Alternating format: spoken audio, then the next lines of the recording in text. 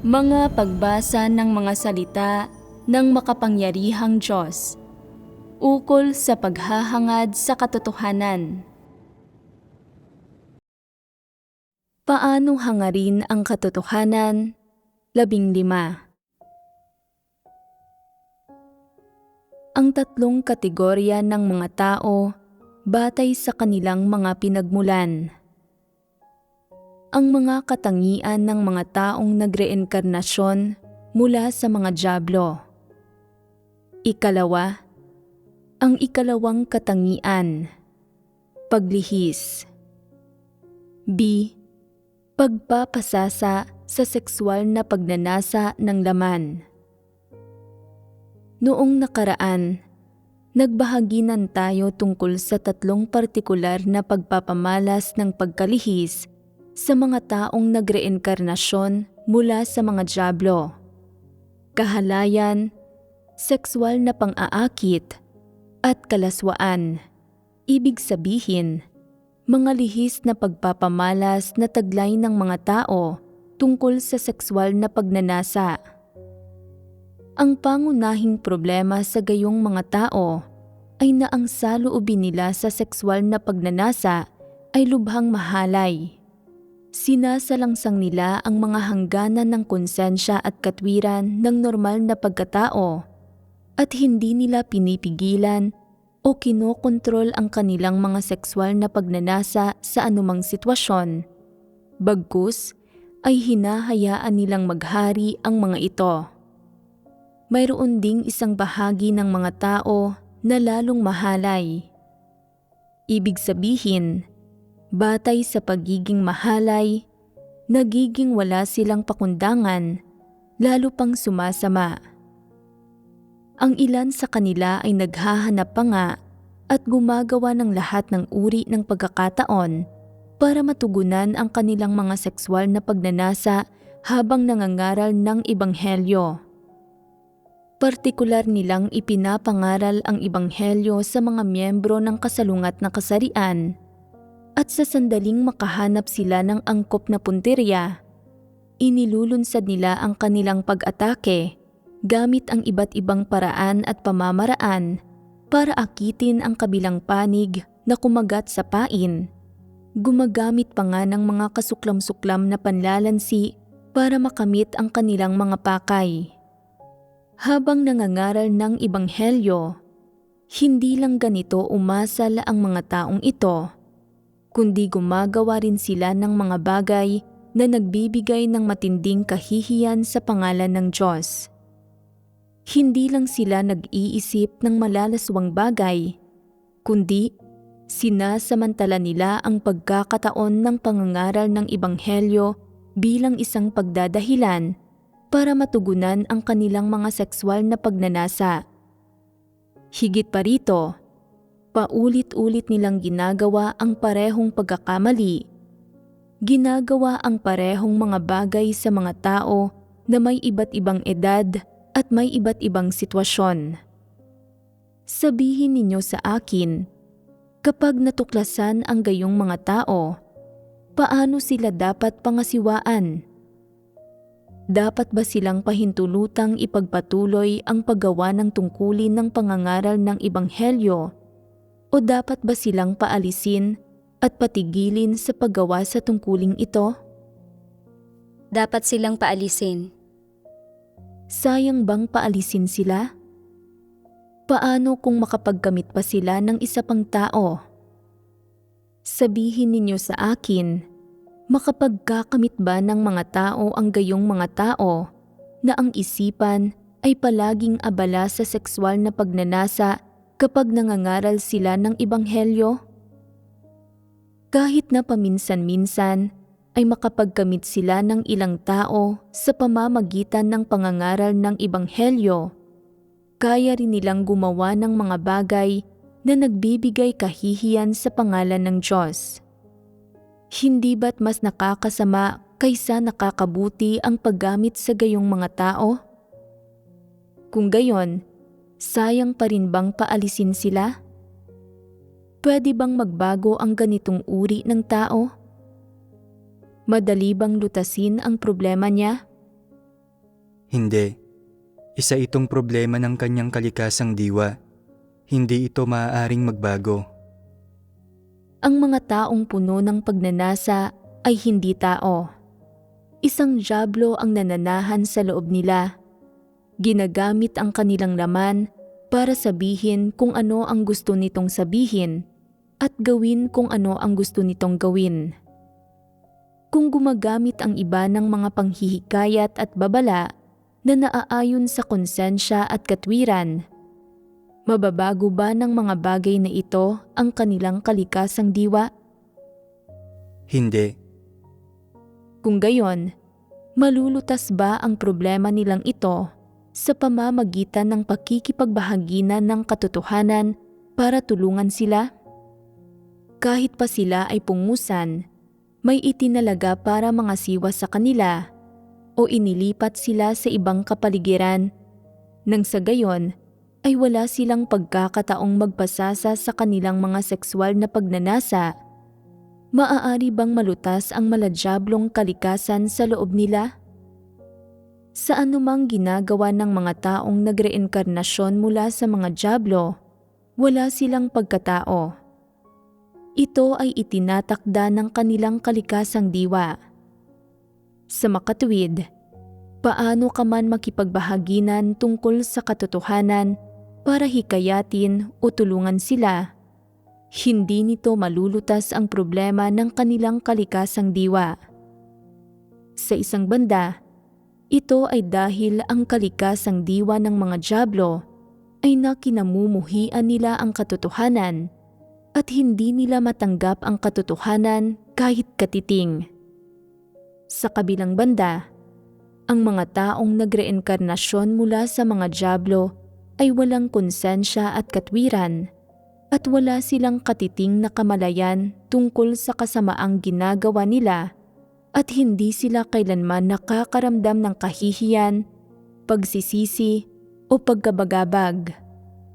Kaya hindi nila taglay ang pakiramdam ng pagkapahiya o ang pakiramdam ng kahihiyan na dapat taglayin ng mga normal na tao.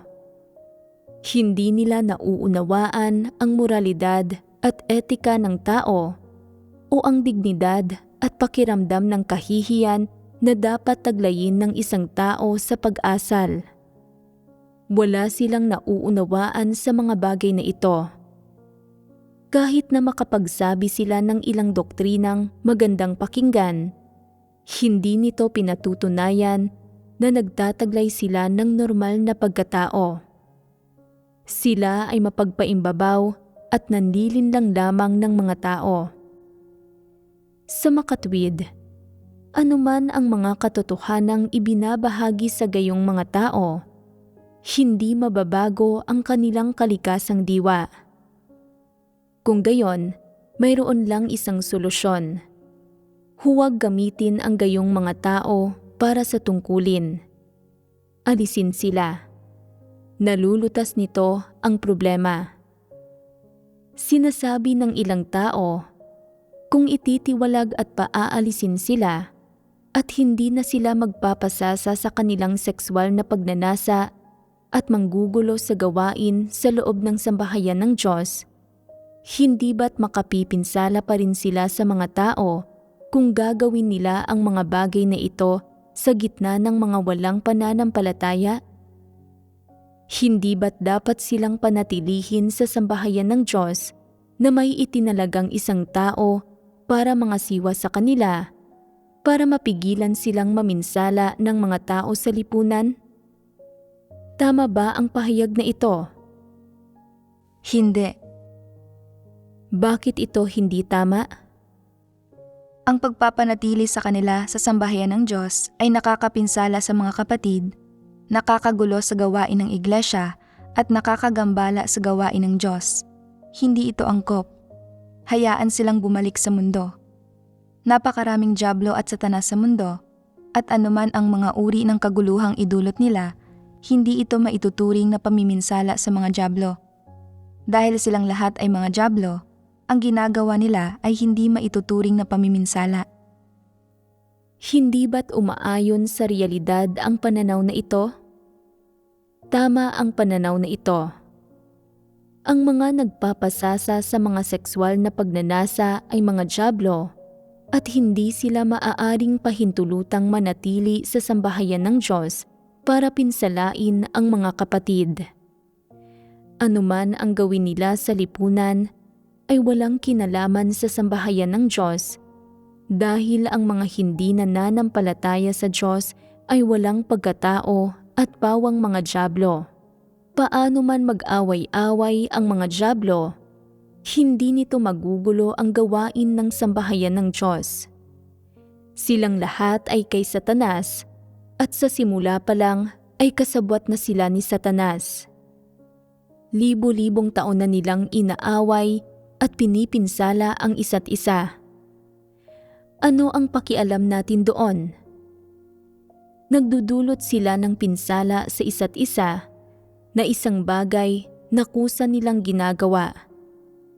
Lahat sila ay pare-parehong masasama. Magkakauri sila.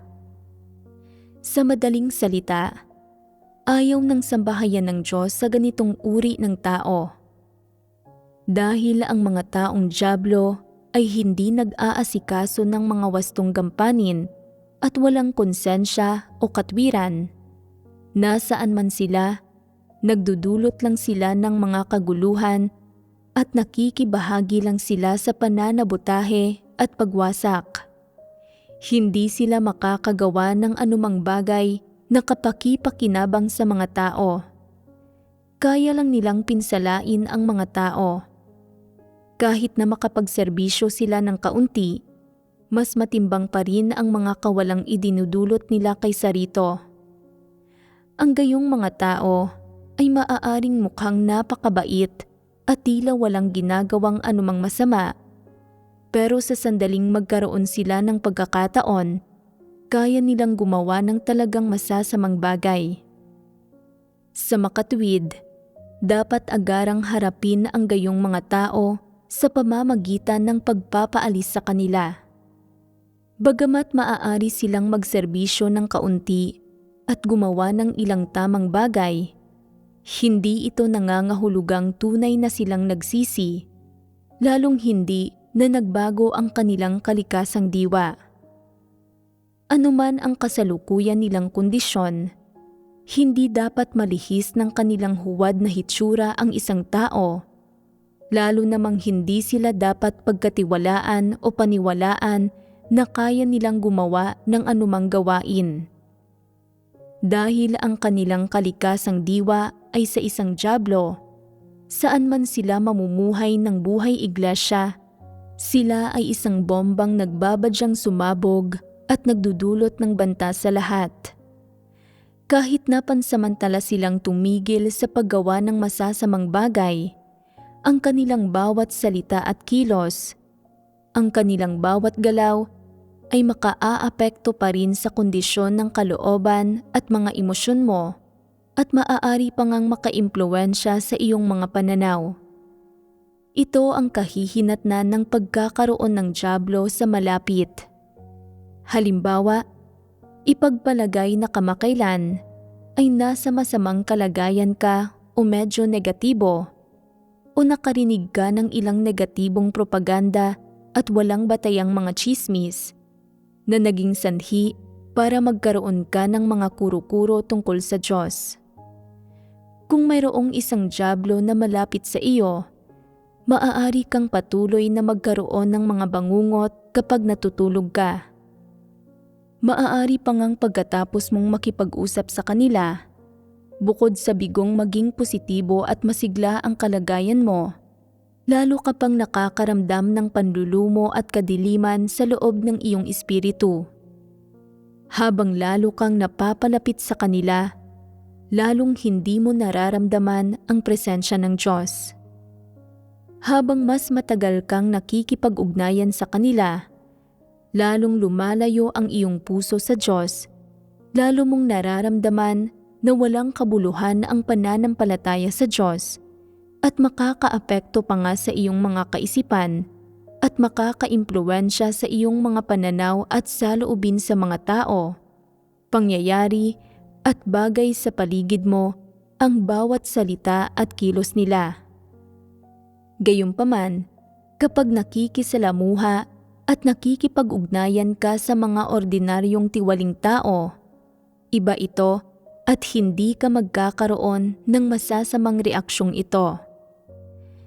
Sa makatuwid, kahit na hindi malinaw na maramdaman ng mga tao ang pinsalang dulot ng gayong mga tao na mga dyablo, kapag nasa malapit ang mga ito, ang pinsalang idinudulot nila sa iba ay palagian, gayon din ang bantang idinudulot nila. Kahit na mukha silang napakapalakaibigan sa iyo, tila hindi ka nila kinamumuhian at hindi ka nila hinusgahan o inatake. Basta't sila ay mga dyablo at hindi mga tao, magkakaroon pa rin ng epekto sa iyo ang kanilang mga salita at kilos, pananalita at pag-uugali. Ang epektong ito ay nangyayari nang hindi mo namamalayan at maaaring hindi ito maramdaman ng mga hindi nakauunawa sa katotohanan.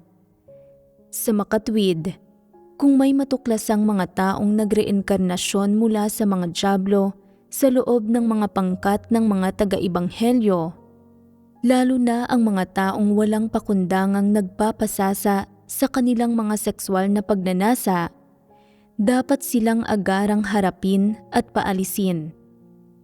Hindi dapat bigyang layaw o konsintihin ang masasamang tao. Palaging iniisip ng mga tao na sa mga pangkat ng mga taga-ibanghelyo, ang pagkakaroon ng isa pang tao ay nagdaragdag ng isang bahagi ng lakas sa mga pagsisikap sa ibanghelyo. Katanggap-tanggap ang pagkakaroon ng isa pang tao, pero ang pagdaragdag ng isang dyablo ay nangangahulugan ng problema. Kung isa pang tao ito, kahit na medyo mahina ang kakayahan niya at kaya lang niyang gumawa ng mga simpleng gampanin, kahit papaano ay hindi niya guguluhin o pipinsalain ang gawain ng iglesia tulad ng gagawin ng isang dyablo. Pero iba ang isang dyablo. Marahil sa panlabas ay mahusay siyang magsalita at matatas, at batay sa kanyang kakayahan, maaari siyang maging mahusay bilang isang supervisor para sa isang partikular na aspekto ng gawain. Gayunpaman, dahil sa kanilang kalikasang diwa, talagang imposible para sa kanila na gumawa ng gawain ng maayos. Magdudulot lang sila ng ganap na kaguluhan dito dahil anuman ang ginagawa ng mga dyablo ay nagdudulot ng paggambala, panggugulo at pinsala. Sa makatuwid, dapat agarang ilantad at kilatisin ang masasamang gawa ng gayong mga tao para matukoy at makilatis ng hinirang na mga tao ng Diyos ang masasamang gawa ng mga dyablo.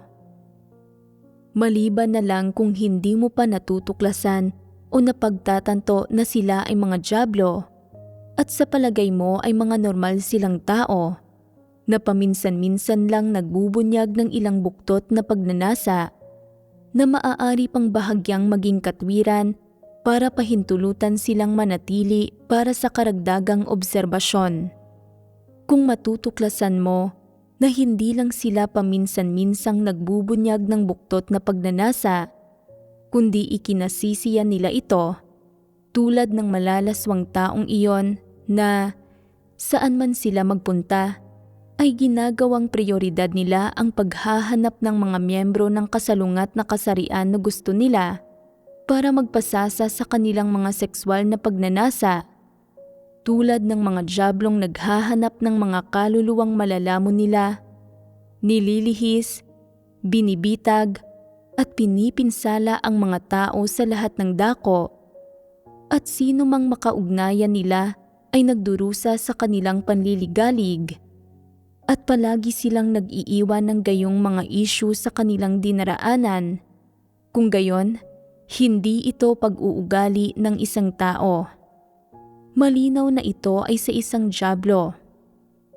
Dapat paalisin ang mga dyablo sa lalong madaling panahon para maiwasan ang problema sa hinaharap. Maaaring paminsan-minsan ay magkamali ang lahat, mawala ng kontrol at gumawa pa nga ng mga bagay na lumalampas sa mga hangganan ng pagkatao, pero hindi palagian ang pag-uugaling ito. Hindi nila ito ikinasisiya at pagkatapos gumawa ng mali at sumalangsang, nakakaramdam sila ng pagsisisi, pagkakonsensya at kahihiyan.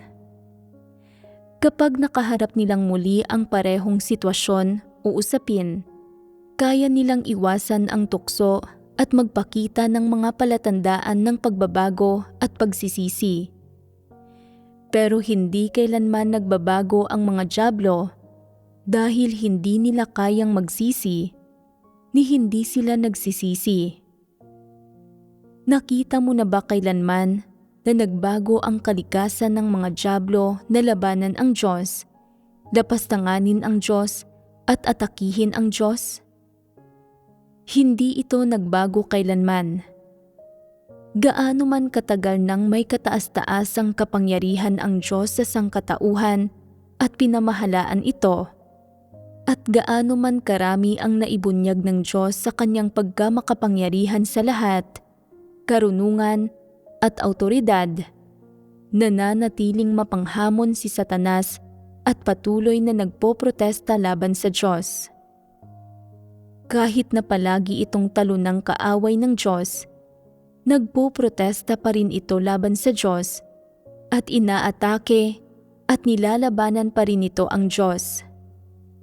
Sa makatuwid, kung ang kalikasang diwa ng isang tao ay sa isang dyablo, hindi kailanman mababago ang lihis niyang kalikasang diwa.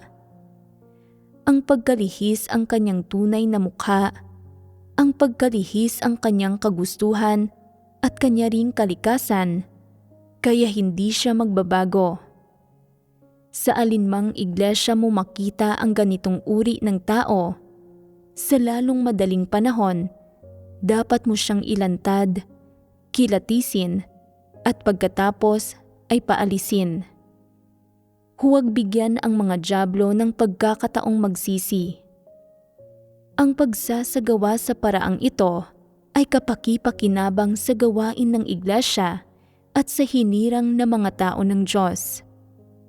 Kung gayon, anong uri ng tao ang dapat bigyan ng pagkakataong magsisi? Dapat ay nakatitiyak ka na ang gayong tao ay isang normal na tao, hindi isang dyablo, at nasumalangsang lang siya dahil sa pansamantalang kahinaan o sa ilalim ng mga espesyal na sitwasyon. Pero pagkatapos ay nakaramdam siya ng pagsisisi, kinamuhian pa nga ang sarili niya at sinampal ang sarili niyang mukha. Dapat ay nakatitiyak ka na gumagana ang kanyang konsensya. Ang gayong mga tao ay maaaring bigyan ng pagkakataong magsisi. Pero nagpapasasa ang mga dyablo sa kanilang mga sexual na pagnanasa sa tuwing may pagkakataon sila. Ito ay itinatakda ng kanilang kalikasan. Sa makatuwid, hindi maaaring bigyan ng pagkakataong magsisi ang mga dyablo at dapat silang harapin sa lalong madaling panahon, paalisin o patalsikin. Ito ang prinsipyo sa pagtrato sa ganitong uri ng tao at ito ang pinakamainam na paraan para harapin siya. Malinaw na ba ang usaping ito ngayon? Hindi makilatis ng ilang tao ang mga bagay-bagay. Nakikita nila na ang ilan sa mga dyablo ay medyo matanda na, pero patuloy pa ring nakikibahagi sa laro ng sexual na pagnanasa. Paano man magbahagi ang iba tungkol sa katotohanan, hindi nila ito pinapansin. Kahit na aminin nila ng harap-harapan na nagkamali sila, pagkatapos ay ginagawa pa rin nila ang anumang gusto nila. Ang mga taong hindi nakakakilatis ng mga bagay-bagay ay naiiwanang naguguluhan. Paano nagkakaroon ang mga dyablo ng gayon kalakas na mga sexual na pagnanasa? Paanong napakalihis pa rin nila sa gayong katandang edad? Ang taong ito ay paulit-ulit nang nagkakasala sa mga usaping ito, palaging ganito kung umasal. Paanong wala siyang pakiramdam ng kahihiyan? Paanong hindi siya marunong magpigil? Hindi ba't ito ay kabiguang makilatis ang mga bagay-bagay? Pagkatapos manampalataya sa Diyos sa loob ng napakaraming taon, hindi pa rin niya alam kung paano pakitunguhan ang mga tao batay sa kalikasang diwa ng mga ito, ni hindi niya nauunawaan na hindi kailanman nagbabago ang kalikasang diwa ng mga dyablo. Hindi ba't napakahangal at napakamangmang nito? Ipinanganak na ganoon ang mga dyablo. Lalaki man o babae, anuman ang edad nila, ganoon sila mismong uri ng nilalang. Ang kanilang kalikasang diwa ay sa isang dyablo. Ang isang pagpapamalas ng kahalayan, sexual na pang-aakit at kalaswaan ng mga dyablo ay ang partikular na pakikibahagi sa laro ng sexual na pagnanasa at paggawa nito hanggang sa mamatay ang kanilang laman. Sa makatwid, umabot man sila sa anong edad, nananatili silang ganitong uri ng tao at hindi sila magbabago. Hindi ito kakatwa. Nakikita mo na hindi na sila bata at sa panlabas ay hindi sila mukhang ang uri na nakikibahagi sa laro ng sexual na pagnanasa, pero dahil isang dyablo ang nananahan sa loob nila, nakikibahagi sila sa laro ng sexual na pagnanasa nang hindi nalilimitahan ng edad o kasarian ng kanilang laman ni ng kanilang kapaligiran. Hindi rin ito tiyak na may kaugnayan sa kanilang pamilya o mga magulang. Hindi ito isang usapin ng henetika, kundi isang problema ng kanilang panloob na kalikasang diwa. Mayroon silang isang lihis na kalikasang diwa at iyon ang nagtatakda na ang kanilang katangian ay sa isang dyablo. Dahil nalantad na ang kanilang kalikasang diwa at itinatakda ng kanilang kalikasang diwa ang kanilang katangian, para sa mga ganitong uri ng tao, anuman ang propesyon na dati nilang ginawa, kahit ilang taon na sila ngayon, at anuman ang kanilang mga kasanayan sa pagsasalita o ang kanilang mga likas na kondisyon, wala sa mga ito ang nakaaapekto sa kanilang katangian. Kung titingnan mo lang ang kanilang panlabas na hitsura, madali kang malilihis nito. Sasabihing, ang taong ito ay mukhang napakapino at may pinag-aralan at napaka-elegante kung magsalita. Tiyak na isa siyang tao na nakauunawa sa kagandahang asal, katuwiran, integridad at kahihiyan. Paano niya nagagawa ang gayong mga buktot na bagay? Hindi siya mukhang ang tipo na nakikibahagi sa laro ng sexual na pagnanasa. Hindi mo makilatis ang usaping ito. Sa tingin mo, ay medyo wala ito sa hinagap at medyo mahirap paniwalaan. Napakahangal mo na panghawakan ang pananaw na ito. Kayang gawin ng isang dyablo ang mga maladyablong bagay, anuman ang laman na suot nito. Anuman ang hitsura ng taong ito sa panlabas, gaano man siya katanda o anuman ang kanyang personalidad, gagawin niya ang anumang naaayon sa kanyang kalikasan. Wala itong kinalaman sa kanyang hitsura, edad o edukasyon, ni sa kanyang relihiyosong pinagmulan, lalo namang walang kinalaman sa kanyang lahi, at syempre, wala rin itong kinalaman sa kanyang kapaligiran sa pamilya. Nakaya niyang gawin ang mga bagay na ito at magkaroon ng mga pagpapamalas na ito ay itinatakda ng kanyang diwa at kalikasan. Sa makatwid, sa isang banda, huwag mo itong ituring nakakatwa o wala sa hinagap. At sa kabilang banda, huwag kang gumawa ng mga hangal na bagay. Huwag mong laging gustuhing magparaya sa kanya, pagpasensyahan siya at bigyan siya ng mga pagkakataong magsisi. Gustong iligtas siya para magbago siya.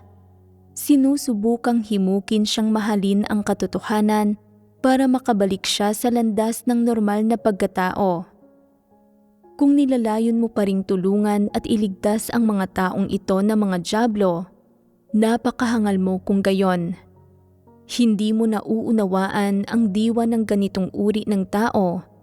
Hindi mo nauunawaan ang mga prinsipyo sa pagtrato sa kanila. Hindi mo nauunawaan ang katotohanan at hindi mo nauunawaan ang mga layunin ng Diyos.